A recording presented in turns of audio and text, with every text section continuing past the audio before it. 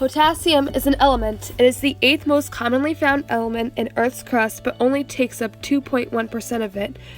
Not all of Earth's crust is made up of elements. In Earth's crust, potassium is often found as a mineral, but where are these minerals found on Earth? They're often found in ancient lakes and seabeds and are mined in California, Utah, New Mexico, and Germany. What does it look like by itself? Potassium by itself looks like metal, but can be cut by a knife easily. Potassium is used in fireworks, plant fertilizer, which makes sense because it is in the Earth's crust, and found in ancient seabeds, lakes, and oceans, and also used as nuclear reactors.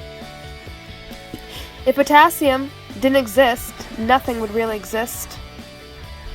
We humans wouldn't exist, because cells are the base of all life forms.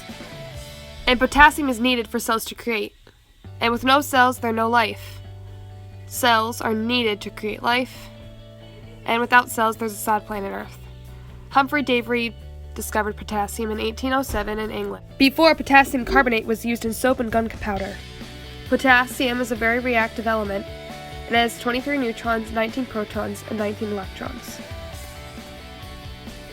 It is always looking to get rid of its one valence electron. Because the outer shell of an atom makes up 8 valence electrons, potassium bonds very well with atoms of 7 valence electrons.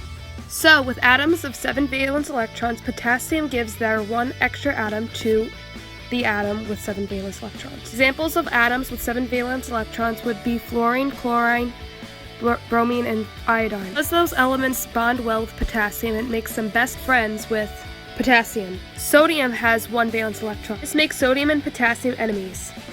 When the two elements are placed next to each other, they either repel or explode. Because potassium is so good at bonding, it is never by itself. It's usually with one of the elements it's good at bonding with.